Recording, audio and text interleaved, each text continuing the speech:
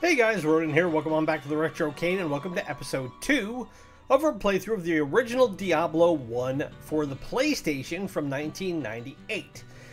So in the first episode, we got ourselves situated here in town and took our first little foray into the church, where apparently all the evil that is plaguing the world is emanating from. We have also unlocked our first side quest, where we have to be able to clear out the reservoir of tainted water, which we have access to through a section called the Dark Passage.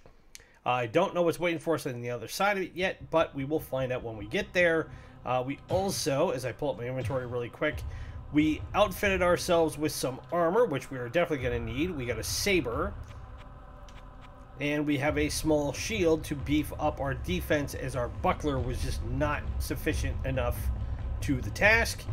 We also have quite a few potions, which are these red bottles here. We have one mana potion, and then these scrolls are scrolls of identify and scrolls of town portal, which we can utilize to either identify magical items and or get back to town quickly, as opposed to going back up through I don't have a spell ready. The entirety of the dungeon. Now, one of the things I do like about this game as well is that once you clear out a dungeon, it does take a good long time for enemies to repopulate.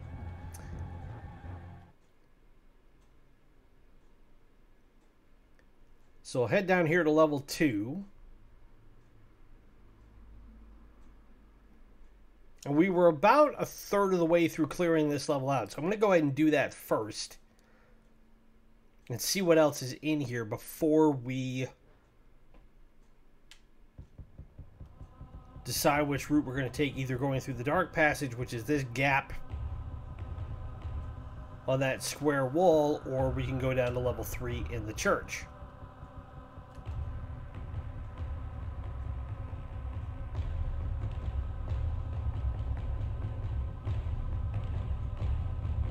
We also had our first encounter with an elite boss creature, or I should just say an elite creature, and you'll see them because they have an orange name to them, which means if you beat them, they will give you either a magical item or a unique item.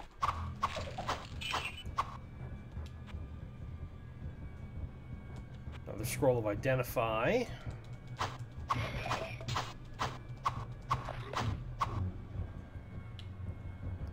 Don't need the dagger. Don't need a mana potion.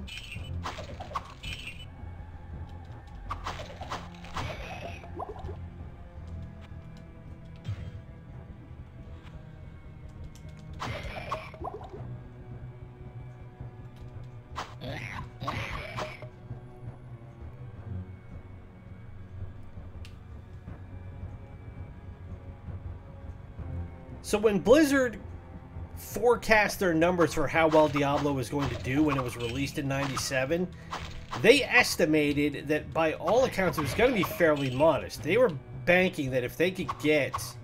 Ooh, we have a unique zombie again. We already beat one of them.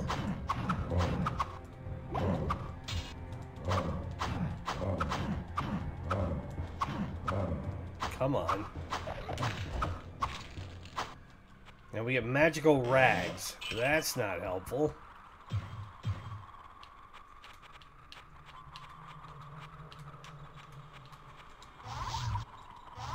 Rags of the Sky +1 to all attributes, which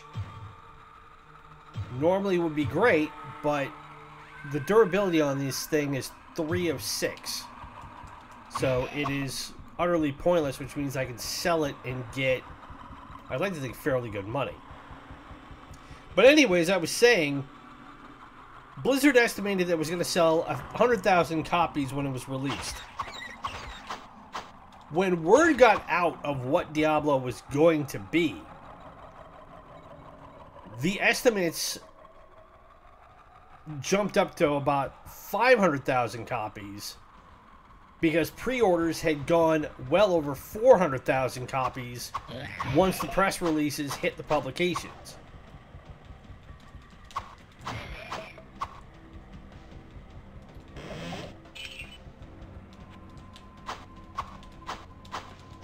So gamers just were champing at the bit to get their hands on it.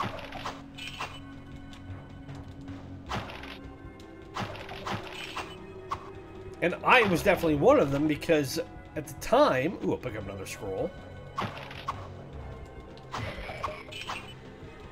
I didn't have a PC of my own, and my dad was not the sort of person who let me play games on his computer.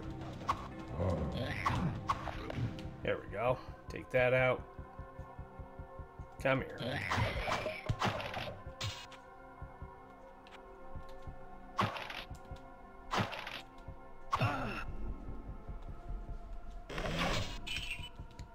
So when I got my PlayStation 1, and I got it pretty much at launch, I was already looking for interesting games that I could play, but I had no idea that EA was working with Blizzard to port Diablo onto the console.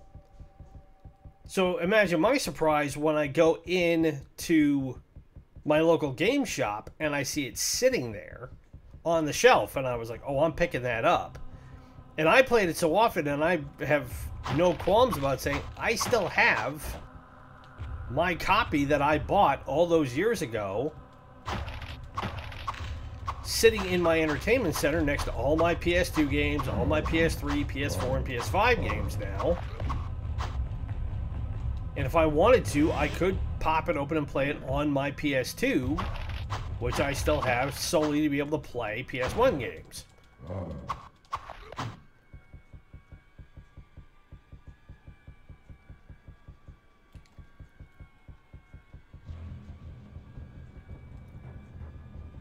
So my connection with the original Diablo is pretty long-lived.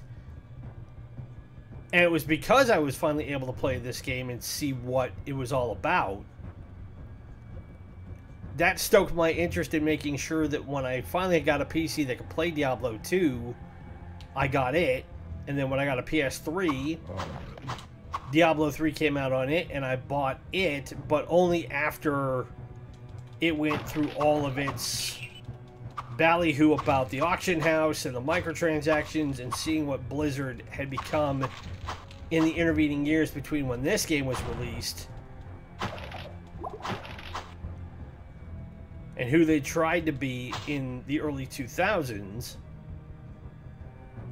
which, I won't lie, I'm glad I missed out on a lot of that stuff, because playing most games nowadays and avoiding microtransactions is bad enough.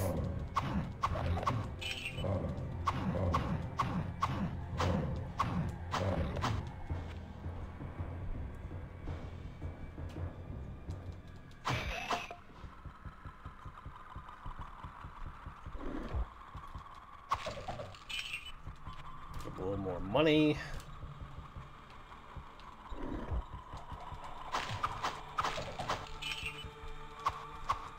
But in a lot of ways, the Diablo harkens back to the early PC days as well, insofar that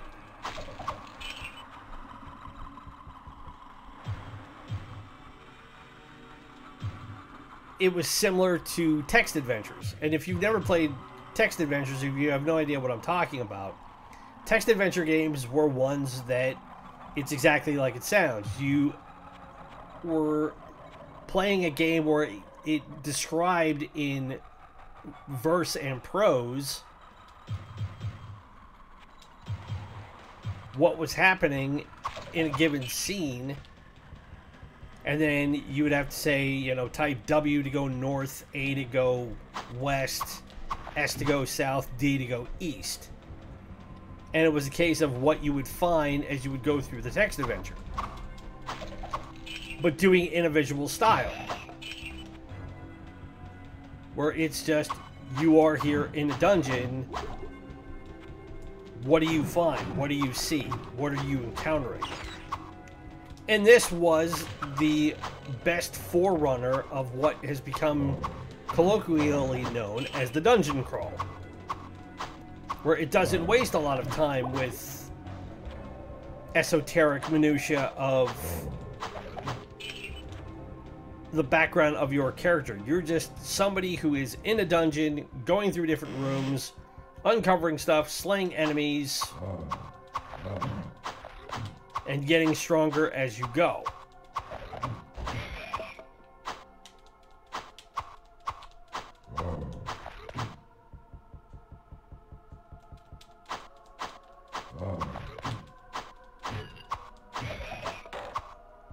Ooh, and that's a magic hunter's bow. Do I have enough room for it, is the question. If I drop the robe, I can do that. And I don't need a spike club, so I can drop that, and I don't need that.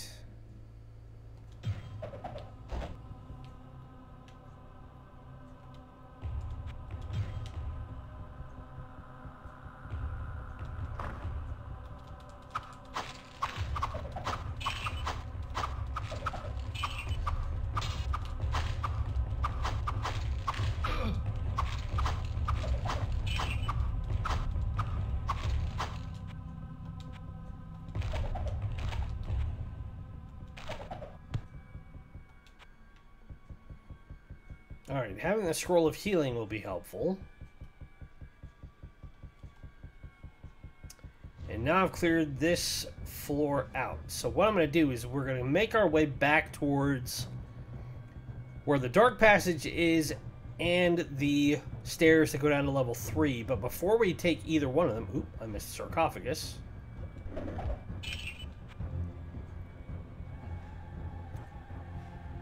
We'll utilize a town portal scroll.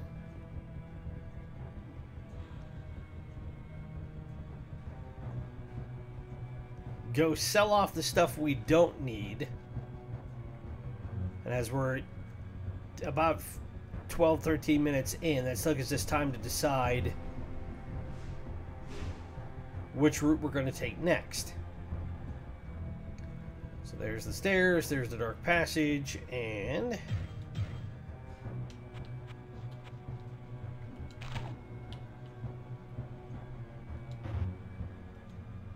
whoops.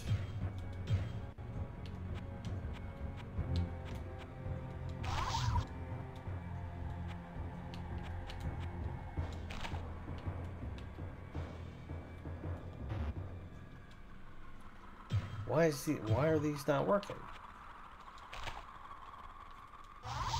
There we go. I have to hit triangle to make them work. That was an expensive lesson to learn. Part of it, what I also have to deal with in not having played this game in so long, is having to get reacclimated to how everything works. So as you see, the town portal puts us right on the doorstep next to Griswold and Ogden and Kane. Whoa, what can I do for you? So I'm going to sell the Rags of the Sky, because I don't need those. I'm going to have...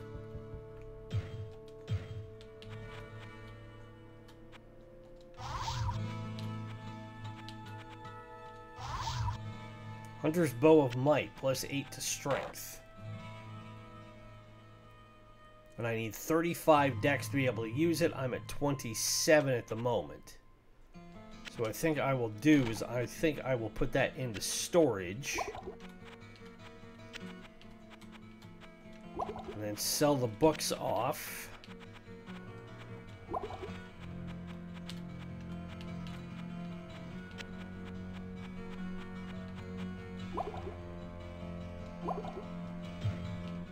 Get some scrolls, get some potions, and then we'll head back down. What ails you, my friend? Now, when you talk to Pep, that little high-pitched thing you heard, he automatically heals you every time you go to talk to him. If you have, if you are not at full health, I should make sure to caveat that.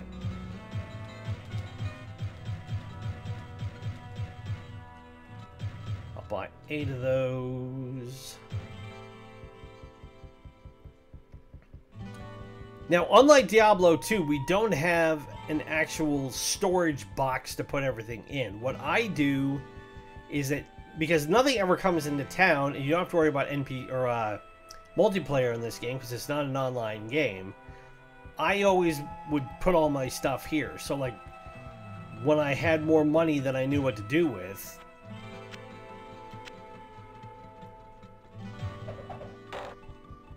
I would always put it here. That way I knew where it all was, and then when I would be close to finishing a game or when I needed to clear out space, I essentially had a bank there that I would be able to utilize my funds from. And it is not hard to build up quite a bit of money in this game as you were selling stuff off. Ooh, Book of Telekinesis, that's 625.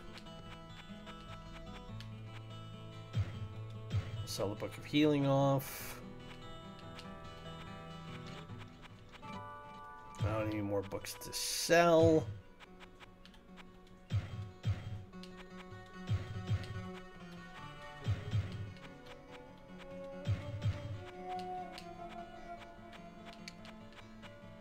Does she have any scrolls of identifying? No.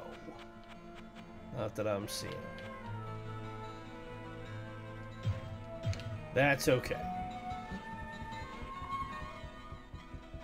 In the early part of the game, getting scrolls of identify is a lot easier than it is later in the game. That is something I think that was baked into the design, where you become more reliant on Cain to get certain things identified for you. Okay, so we have a skull cap that I can get.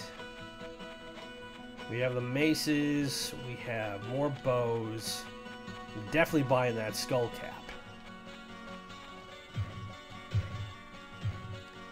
And repair all the items I have.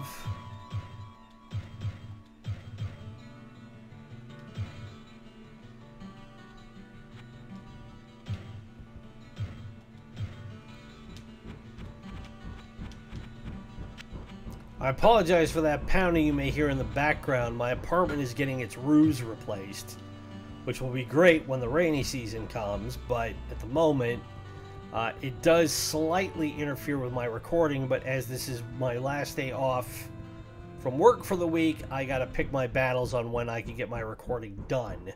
So hopefully that will cease and desist here in a bit.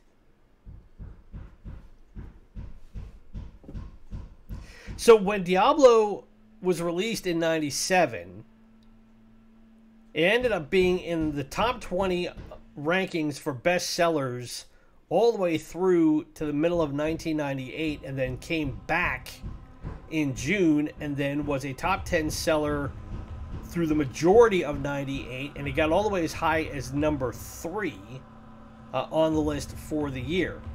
The overall reception for the game is still really high. Game Rankings has the PC version at an 89%, the PS1 version at an 80%, and the Metacritic score for the PC is 94 out of 100. Of the two, the PlayStation port was the one that was not ranked as highly. And I can understand why, because the PS1, while it was a revolutionary system, was also a limited system, and people were still as territorial back then about having PC games on consoles as they were having, as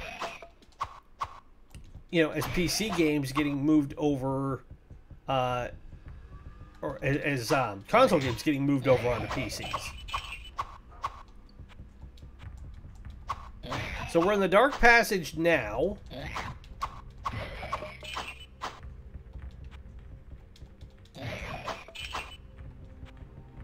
And see if we can't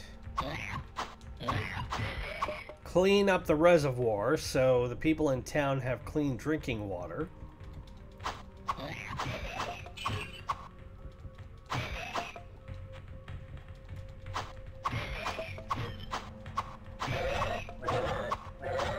Oh, we have Goatmen in this one.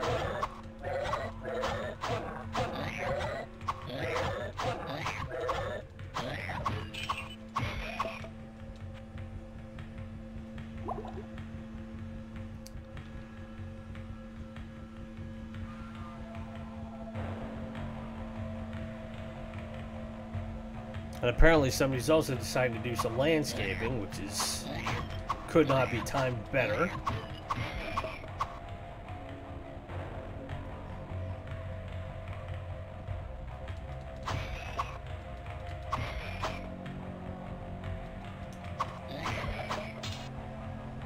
We have a regular club. Not going to worry about that.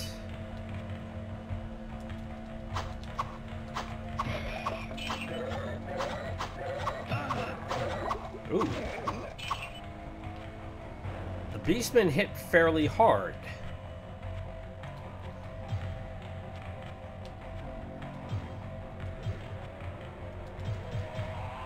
Alright, so we're at 30 dex, 35 strength. Which means we should be able to have unlocked the requirements to utilize that bow I got, that I left in town.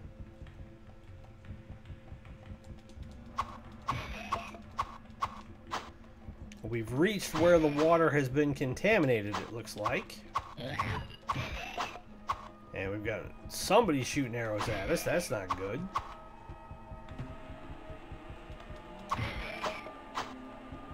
Took him out.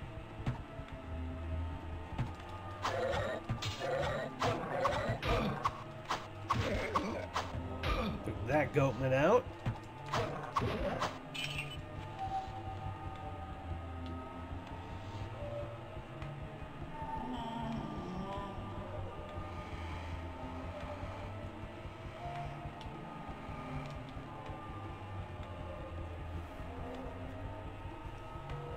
So this isn't where we need to clean it up, which means we gotta go further along here.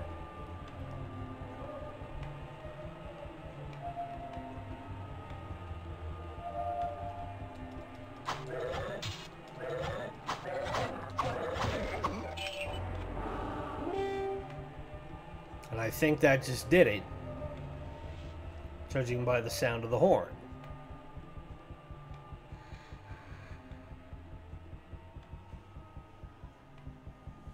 And it did, because now the water is blue.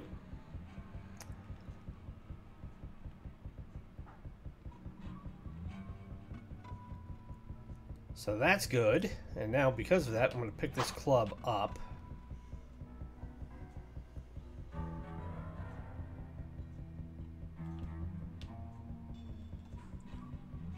Because with this out of the way, we can now go down level 3 in the church. See what is waiting for us there.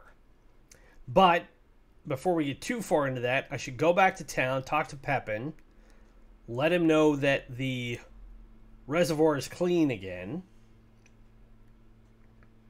At that point, he should give us some reward for it.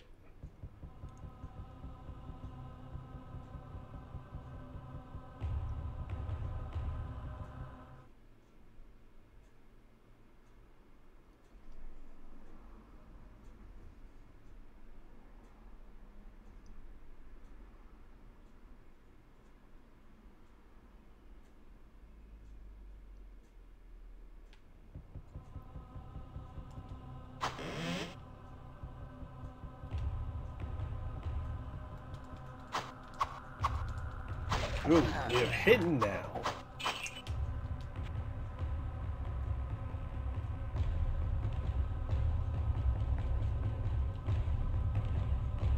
There's a health shrine over there that I can't get to yet.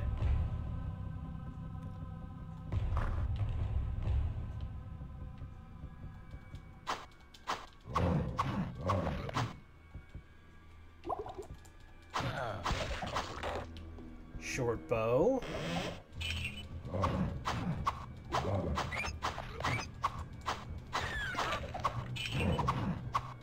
Alright, these zombies are called Black Death, and they are not mucking around. They hit pretty hard.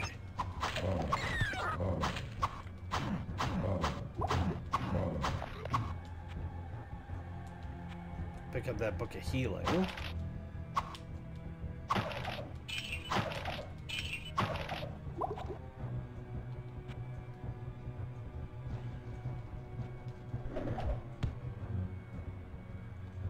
Ooh, we got a Book of Town portal.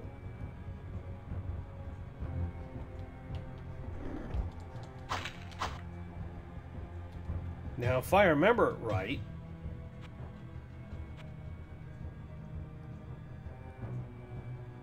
okay, so the next time I level up, I need to make sure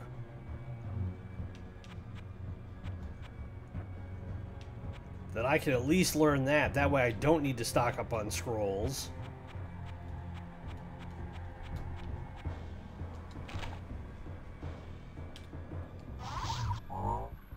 But as it stands, I better use it now.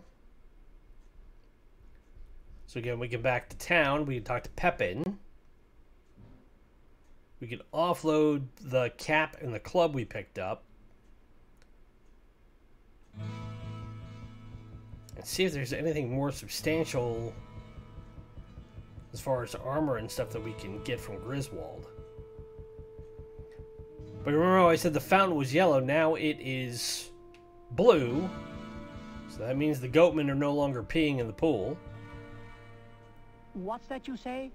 The mere presence of the demons has caused the water to become tainted? Oh, truly a great evil lurks beneath our town. But your perseverance and courage gives us hope. Please, take this ring. Perhaps it will aid you in the destruction of such vile creatures. What ails you, my friend?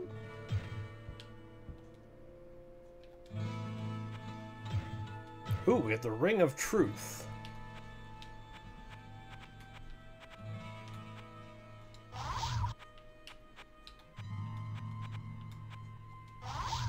Unique item, hit points plus 10, minus 1 damage from enemies, resist all plus 10.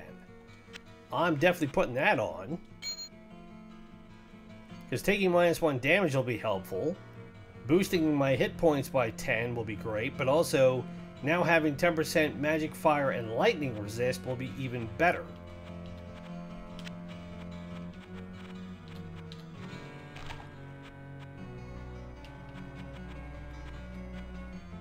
Alright, so let's go back to Griswold really fast.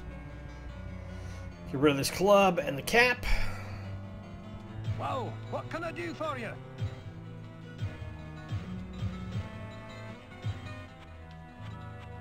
Repair what we got.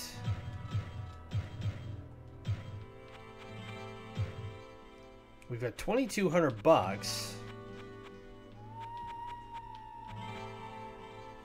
He's got the Morning Star, which could be helpful because it's a bit more damage than the Saber. I believe it's also considerably stronger than the Saber. And it's only 300. I'm going to buy that. Also, because historically in this game, maces tend to do more damage against undead. In Diablo 2 and Diablo 3 especially, they were immediately enchanted to do more damage against undead. In this game, I don't believe that's the case, but still being able to consistently hit more with the Morning Star.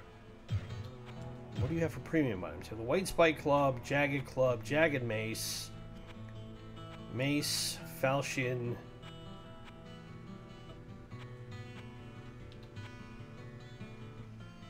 I mean, the Jagged Mace may have been nice at 33% more damage, but I think we'll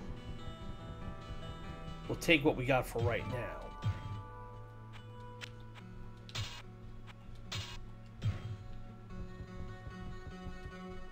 Wow, I'll sell off the Saber really quick.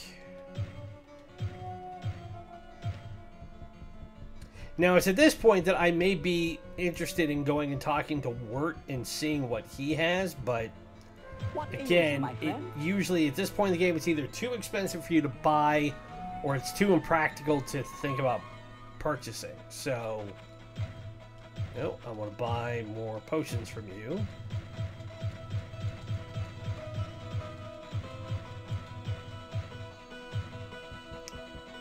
And we're at 30 minutes anyway, so this is as good a place to stop it. So, again, we are quite well accommodated for in terms of potions, which we may very well need to get through the next part of the dungeon. I want to organize this a little bit, that way if I pick stuff up back in level 3, we have at least a little bit of room for it. Actually, what I'm going to do really fast is, because I can't utilize the Book of Healing and the Book of Town Portal yet,